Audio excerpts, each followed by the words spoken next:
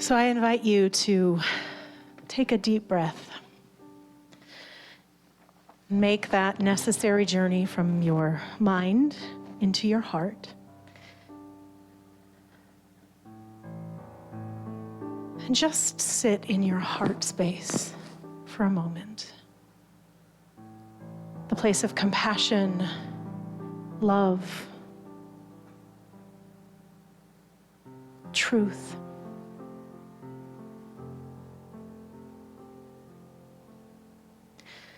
And then I invite you to go a little bit deeper down into your core, into your intuitive core of your body, and settle there.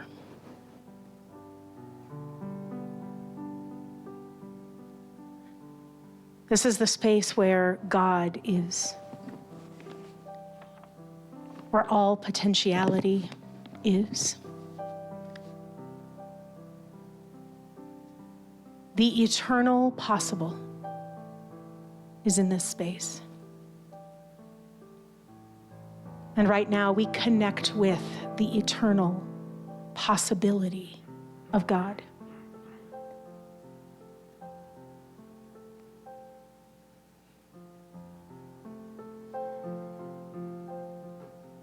And as we do, I invite you to imagine, if you can, in your mind's eye, that you are walking along a river. The water is cool and inviting, and it's flowing gracefully.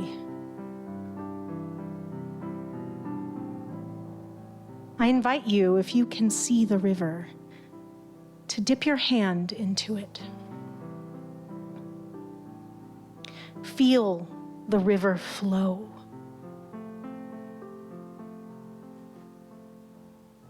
Feel your hand being gently pulled.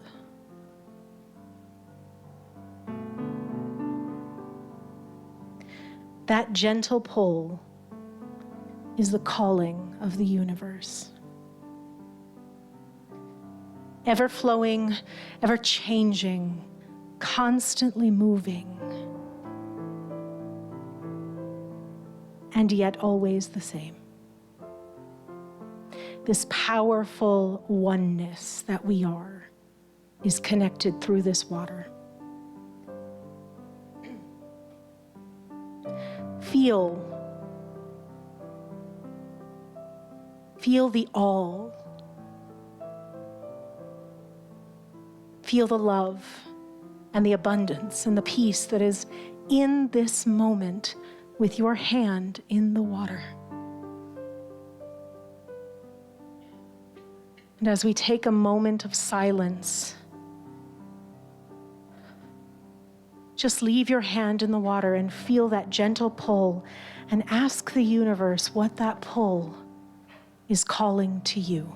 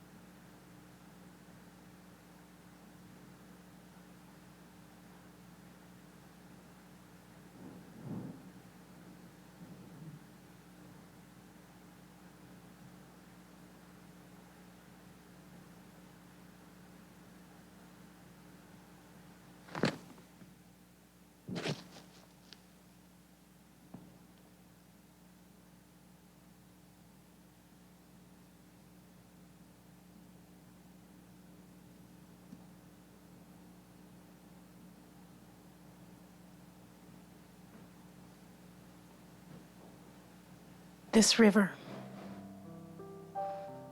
the representation of the flow of the universe,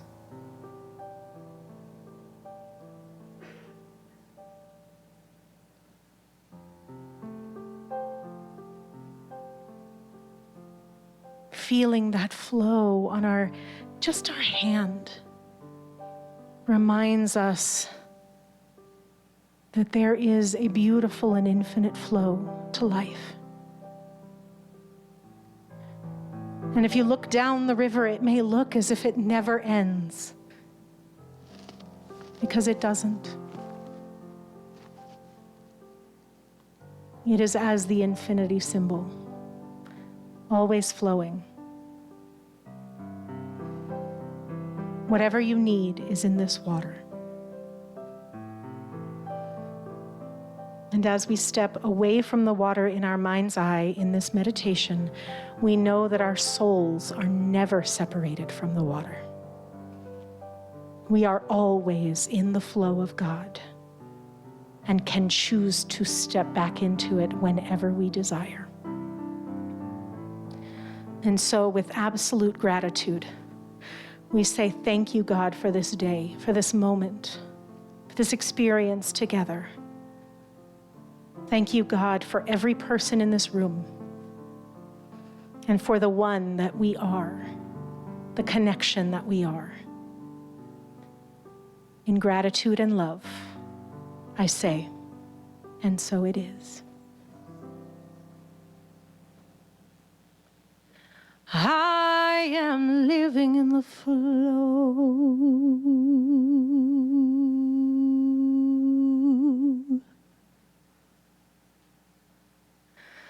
I am living in the flow.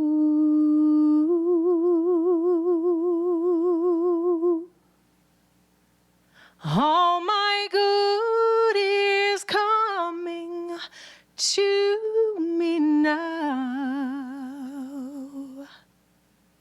I am living in the flow. I am one with everything. I am one with everything. I'm excited for what life will bring. I am one with everything.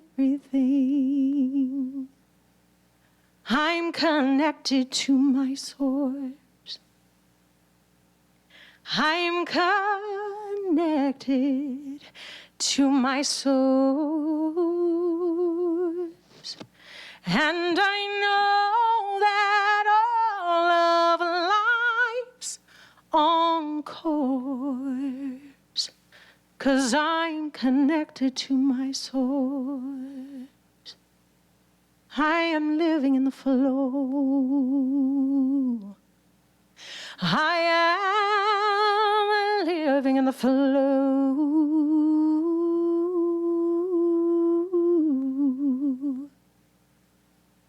All my good is coming to me now.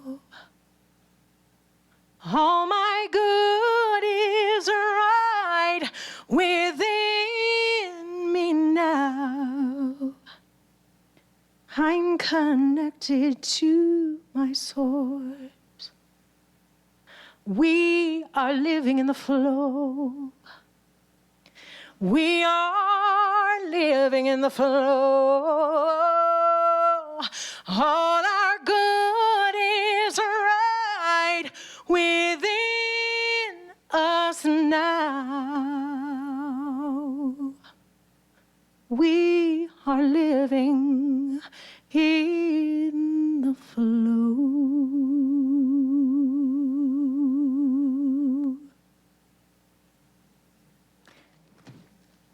Lao Tzu said, those who flow as life flows know that they don't need any other source.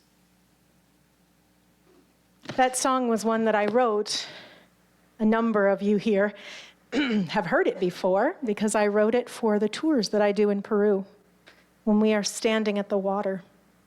And we put our hands in this original water that the Incas opened a channel to 1,000 years ago, and it still flows. And it is not because that experience in that place is different than any other experience you could have any other place, because all of it is just a reminder.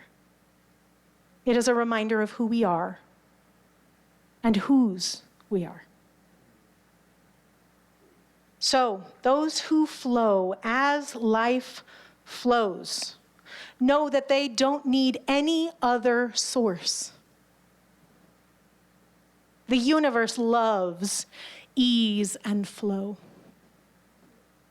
We see it a lot in nature, and it seems to be, I don't know if any of you have had this experience, but when you've been pushing really hard for something to happen, and it hasn't happened, and you finally just let it go, and you're like, fine, I give up, I'm done, and then it happens?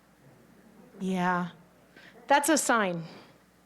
Watch for those. Well, they happen to me a lot, probably because I'm always pushing, but I'm working on it. I'm here because I am learning. And a lot of us were taught that life is a test, that life is testing us and checking to see how worthy we are, and that we are constantly working on becoming worthy.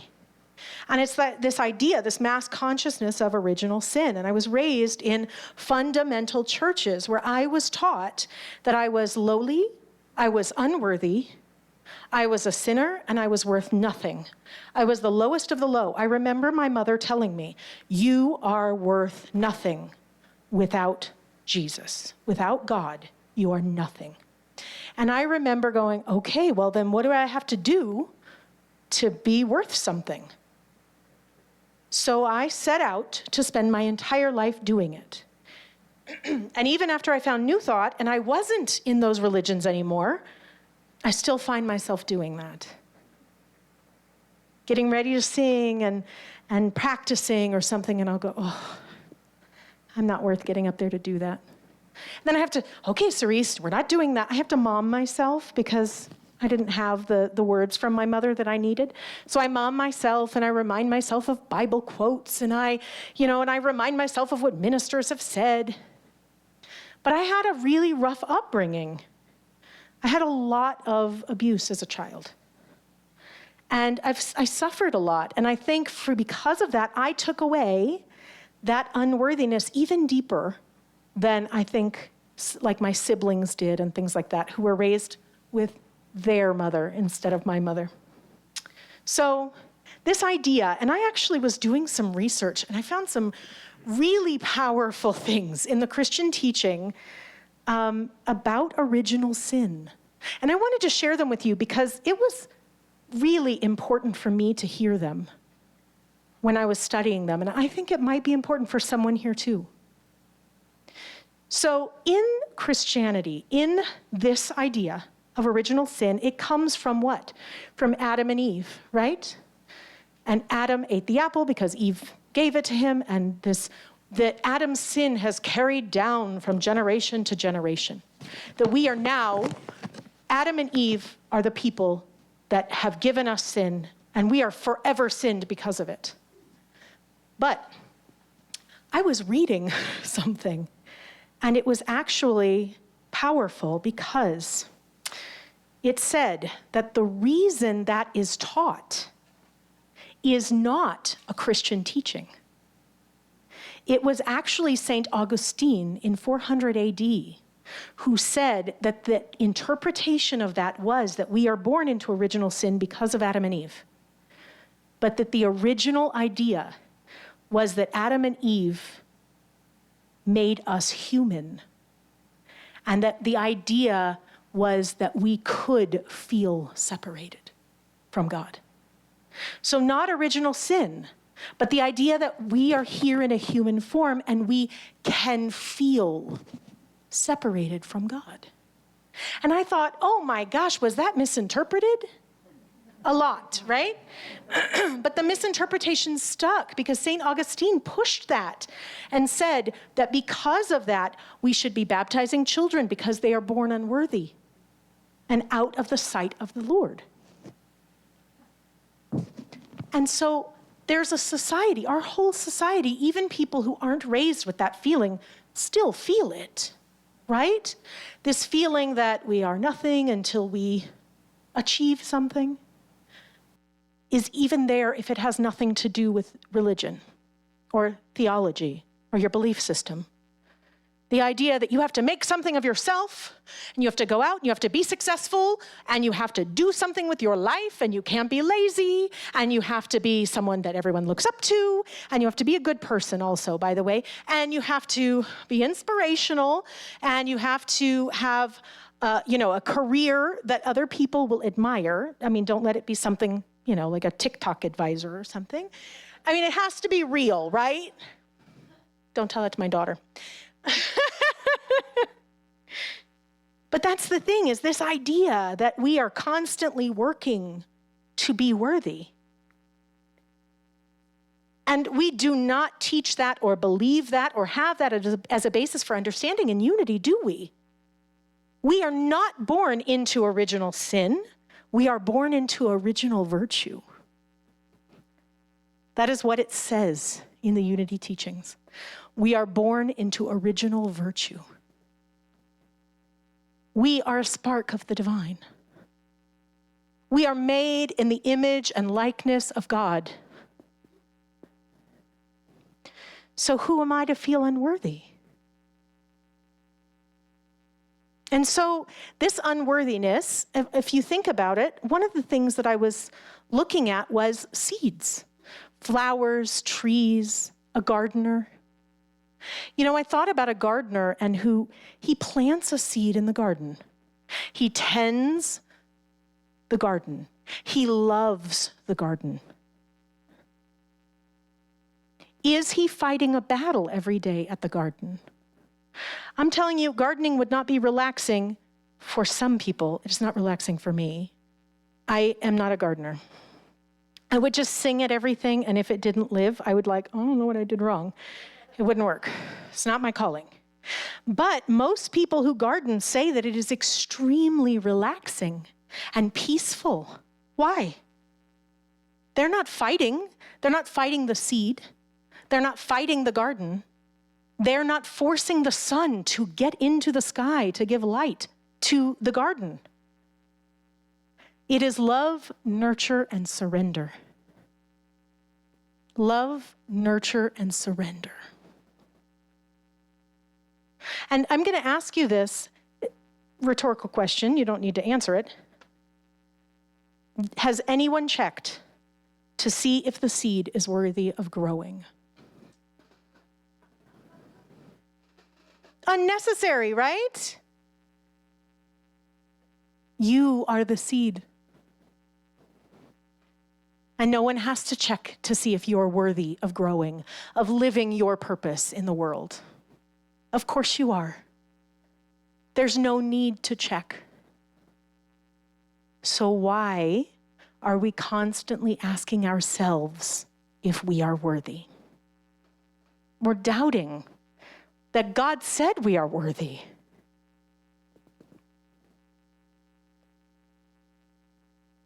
I think the struggle is because we think that life is a fight. It's a battle that must be won.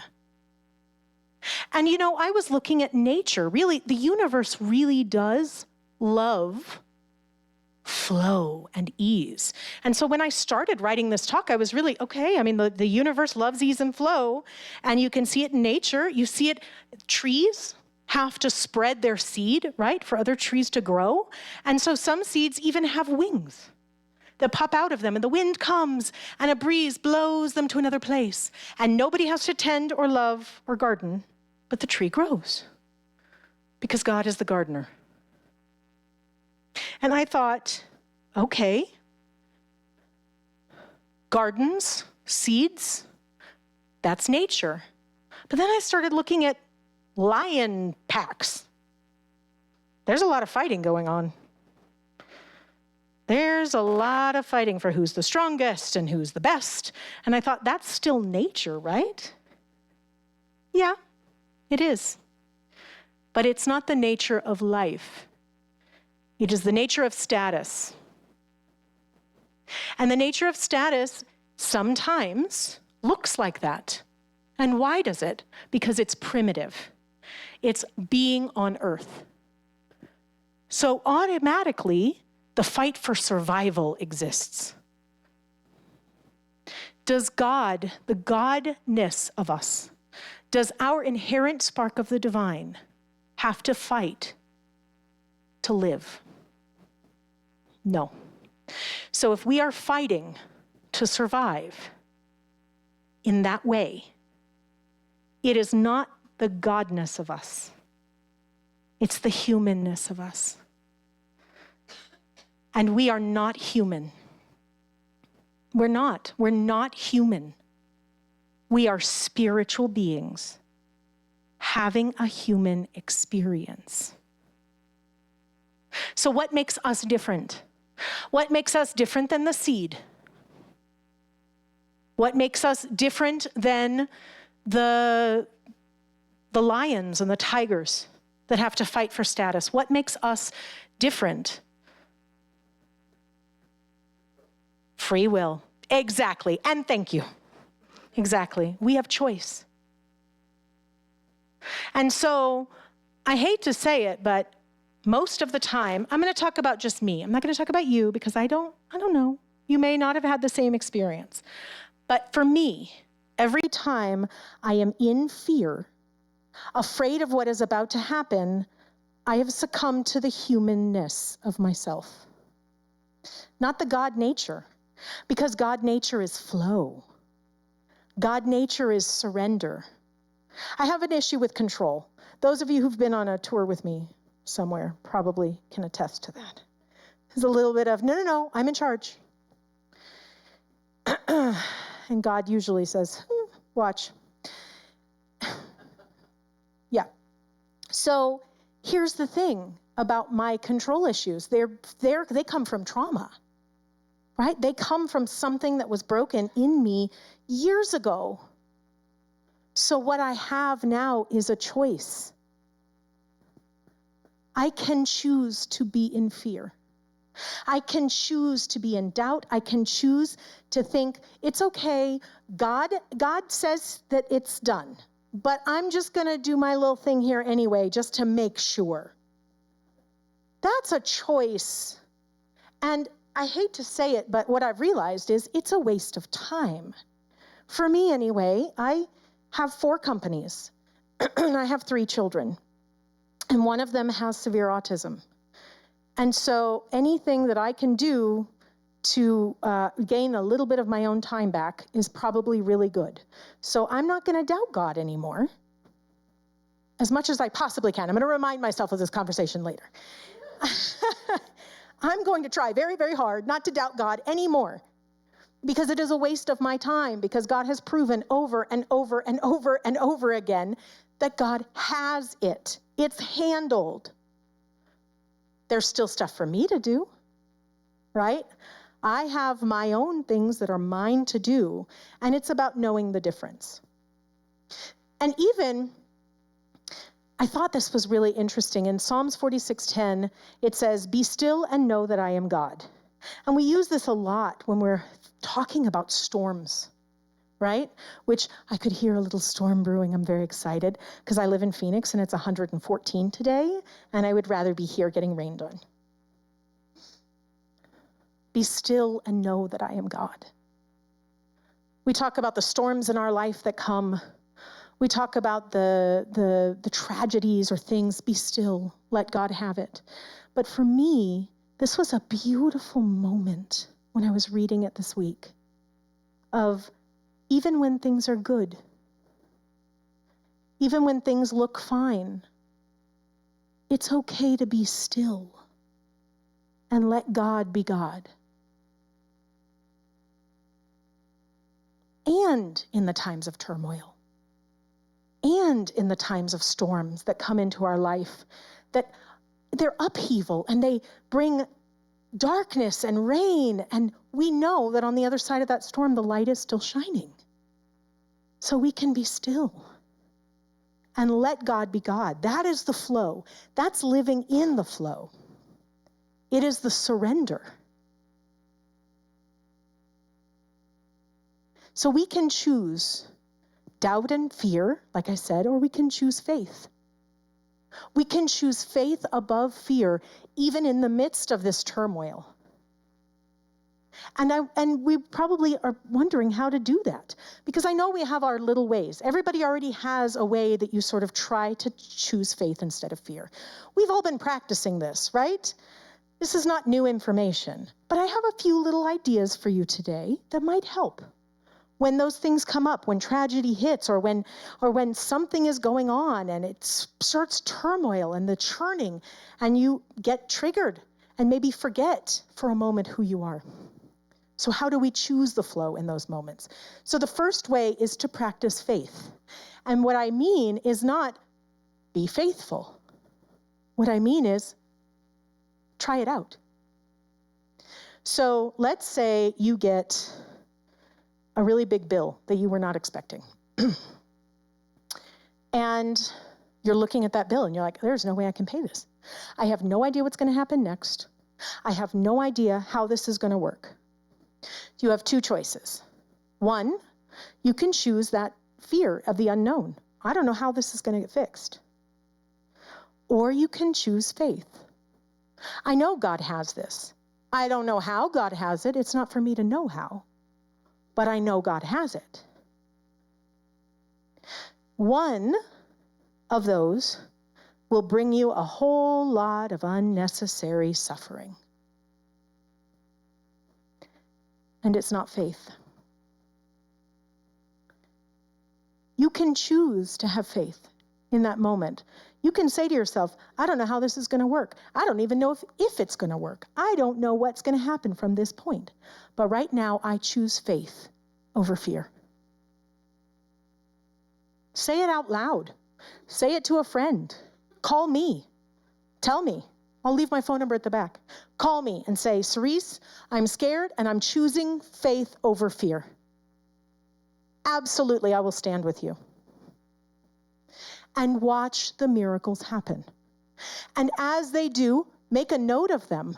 And I mean, pull out a piece of paper and write a note. Have a journal. Have a faith to fear journal that says, I am choosing faith over fear.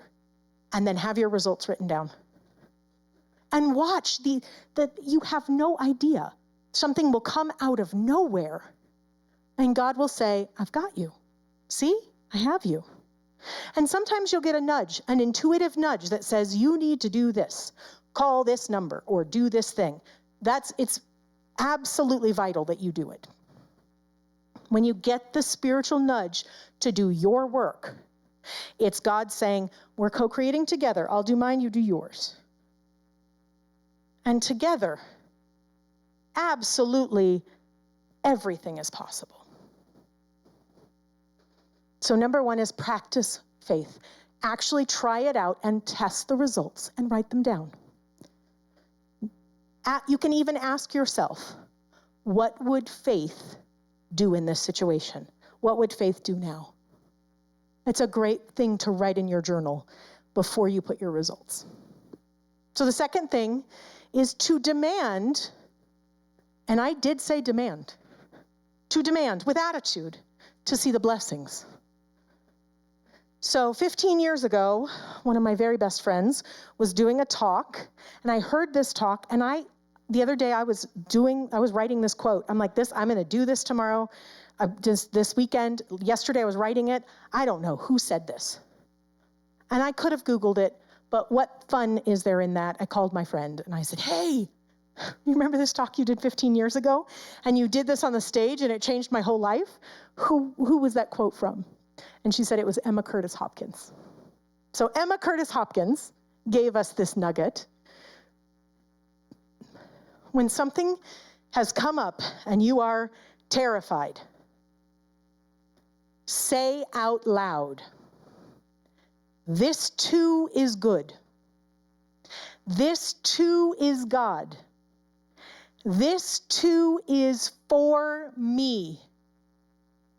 And I demand to see the blessings in it. Now I'm going to tell you what she said, because this was the part that really changed my life. She said, I need you to stand with attitude. Get your body ready. Get your hand on your hip. So I would like everybody in this room to do this, please. You don't have to stand if you don't want to. If you do, good. Stand. Hand on your hip. As much attitude as you can muster. And say, this too is good. This too is God. This too is for me. Now both hands on your hips. Ooh, this next part.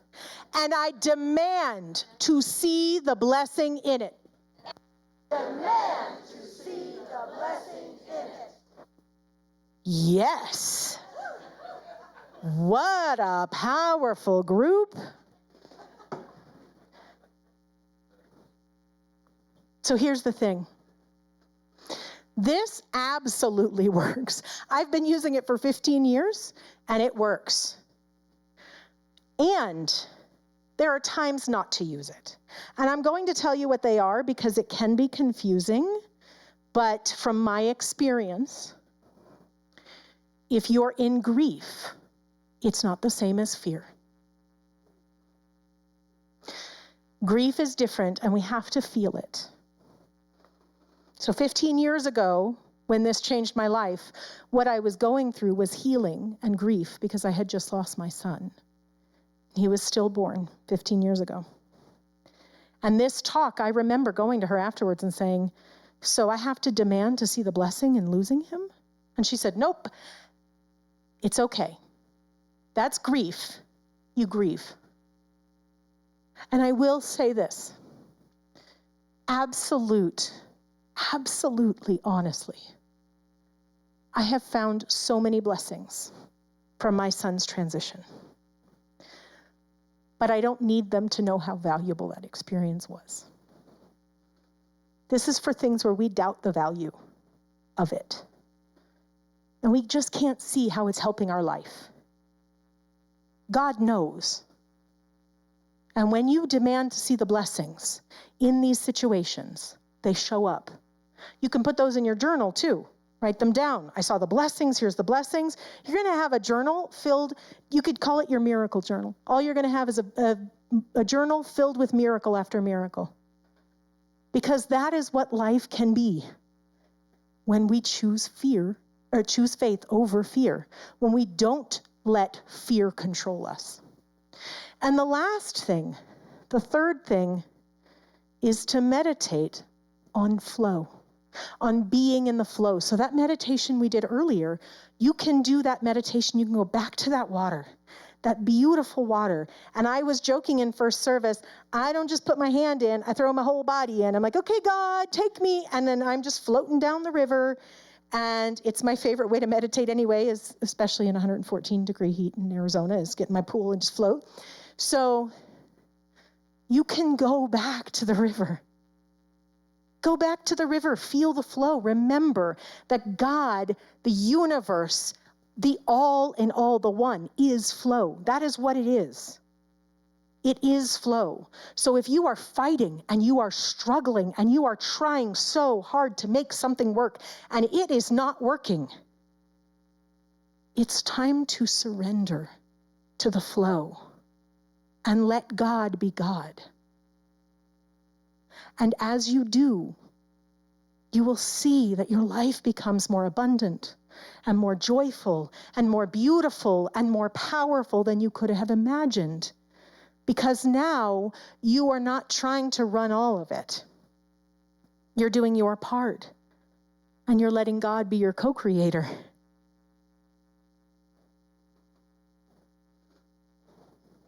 You are born into virtue. You are the product of love and joy and abundance and intelligence. You are not waiting around to find out if you're worthy.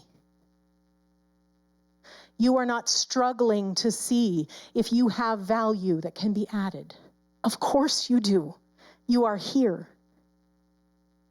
No one has to dig up the seed and check its worthiness. My favorite quote in the world is by John A. Shedd. And it says, a ship in the harbor is safe, but that's not what ships are made for.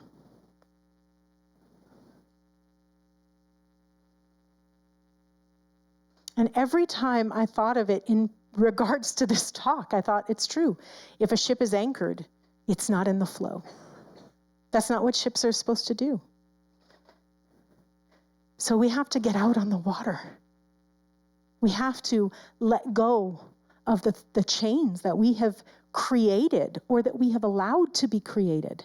We have to break those chains and set sail.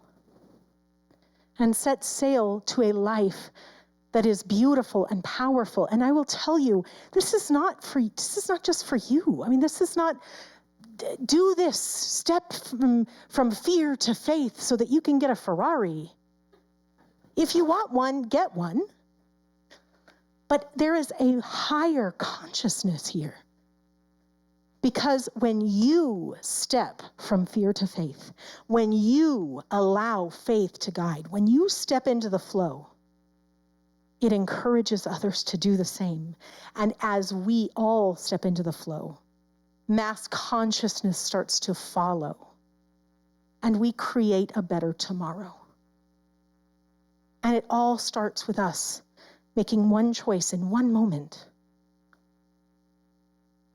Today, I will choose faith over fear. Will you say it with me? Today, I will choose faith over fear. So let's do it. And so it is. Namaste.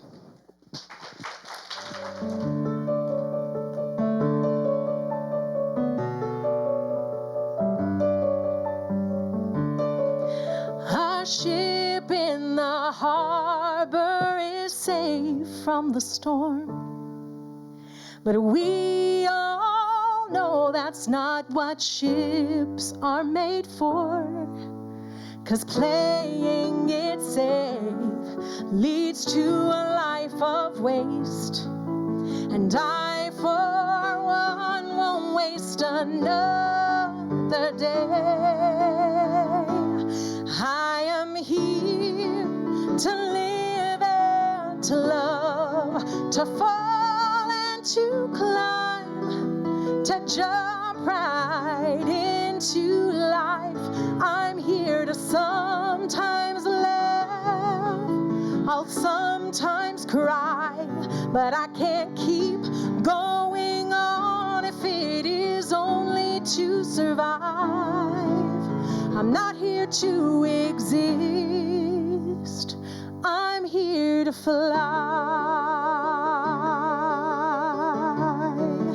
A million times I have been afraid to live my dreams. The purpose of this life getting so out of reach. And then I feel the pull, the yearning in my soul to step into my power and share my gifts with the world. Oh, I am here to live and to love, to fall and to climb, to jump right into life. I'm here to sometimes laugh, I'll sometimes cry, but I can't keep going on if I am only to survive. I'm not here to exist, I'm here to fly. Oh, I don't want a journey crawling to my grave. I want to live it out, crash at the end just like a tidal wave.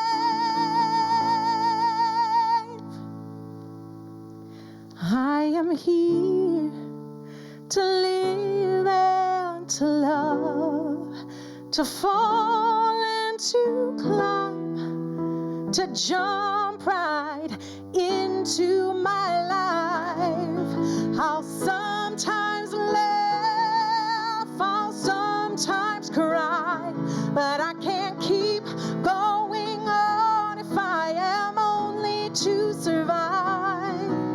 I'm not here to exist on